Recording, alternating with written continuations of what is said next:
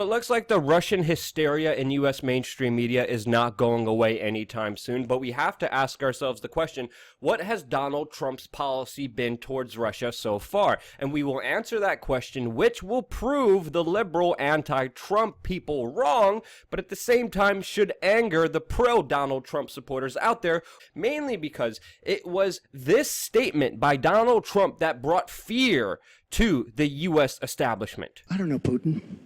I think it would be great if we got along with Russia because we could fight ISIS together as an example, but I don't know, Putin. A statement which brought optimism to many people in my circles with the idea that we would actually defeat radical Islamic terrorist ISIS inside of Syria with the help of the two biggest superpowers in the world, creating a foreign policy of non-interventionism and joining forces with a very powerful country in order to defeat ISIS. Now, Vladimir Putin just issued a statement hours ago saying that the hysteria in U.S. mainstream media is hurting U.S.-Russian relations, to the point where even Trump is indicating that he might halt the Russian deal amid the tensions with Moscow. The deal of his campaign promise of cooperating with them in order to defeat ISIS, which now looks unlikely. But ultimately, what Donald Trump has done is that he has continued the same failed policies as Barack Obama that has deteriorated the relationships between Russia and the United States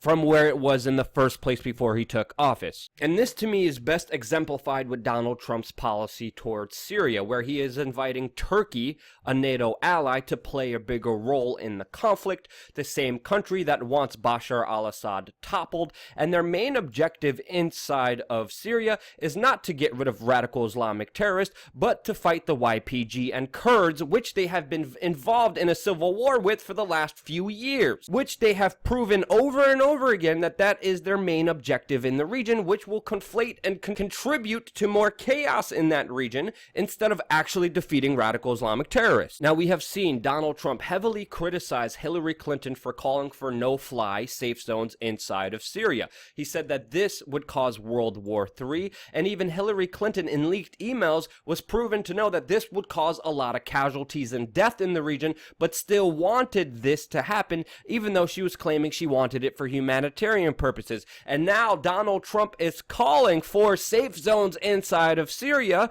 to which the same Gulf states that finance radical Islamic terrorists will supposedly pay for now. His plan ultimately is to bolster allies like the Kurds, Turks, and the quote Syrian opposition. And he is doing this with consideration of having massive ground forces on the ground inside of Syria. But the big quagmire here is that you can't have a non-interventionist policy and a safe zone in the same time inside of Syria.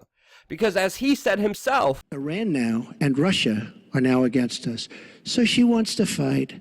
She wants to fight for rebels. There's only one problem. You don't even know who the rebels are. Mr. Trump, So Mr. what's Trump, the your purpose? 2 minutes And one is thing I have up. to say, Your 2 minutes I don't is like up. Assad at all, but Assad is killing ISIS. Russia is killing ISIS, and Iran is killing ISIS, and those three have now lined up. so if Hillary Clinton didn't know who the rebels are, who the Syrian opposition are, how do we now know who they really are? And this brings me to another thing Donald Trump said during the campaign, was that Iran was fighting ISIS, which conflates directly with his now foreign policy, which is directly against Iran, who, by the way, is Russia's key Middle East ally and is Russia's top economic and military trading partner in the region. So if Iran is fighting ISIS, why are they the main enemy of Donald Trump's foreign policy? Why were they slapped with sanctions? Why is their travel ban put on them and not countries like Saudi Arabia that actively finance radical Islamic terrorists and Wahhabianism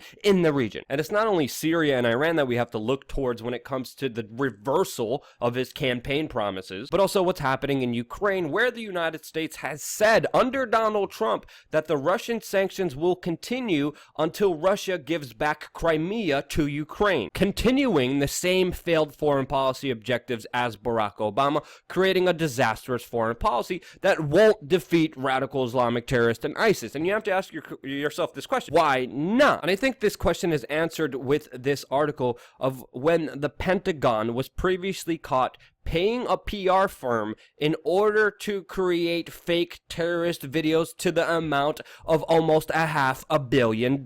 Why? Because without an enemy, the military-industrial complex does not continue to get their fat paycheck. Without a specific problem, there's not a reaction that spurs a solution that doesn't work out for the very elites that Donald Trump promised to fight. And to me, this is why we're seeing such a huge reversal by Donald Trump to continue to make Russia as this boogeyman while never going after the real problem in the region, ISIS and radical Islamic terrorists. And that's why we're seeing him call for safe zones. That's why we are talking about sending troops on the ground. And that's why he's inviting Turkey in, which will obviously make the whole entire situation in Syria messier than it already is. And we have seen the mainstream media and the deep state push him towards this direction. And he is listening and capitulating to them, especially when he fired Michael Flynn, who was supposed to work cooperatively with Russia in order to defeat ISIS. Michael Flynn was replaced by a CFR member who, of course, has views that are more aggressive towards Russia, and that's why people shouldn't be surprised how Donald Trump's new advisors are urging him to have a tougher stance against Russia, continuing the same policy and program as before, which called for the balkanization of Syria, which Henry Kissinger even said would be the best possible outcome. So yes, all the anti-Trump people, you are absolutely wrong with this Russian hysteria, but at the same time, all you Donald Trump supporters, you should be peeved and pissed off that Donald Trump went back on his major campaign promise. And the continuation of Obama's foreign policy, which will not only hurt this country, but all the other people in the world who have to deal with the serious threat of radical Islamic terrorists. Now, if this video resonated with you, please share it with your friends and family members. I don't see anyone else talking about this important issue because it mainly breaks down the left-right paradigm which people are stuck in. And if you want more paradigm-shattering news, you have to support it with your dollar, since we are beholden to you on patreon.com/WeAreChange. Thank you again so much for watching. Subscribe, stay tuned. We're going to have a lot more coming here your way on youtube.com/WeAreChange.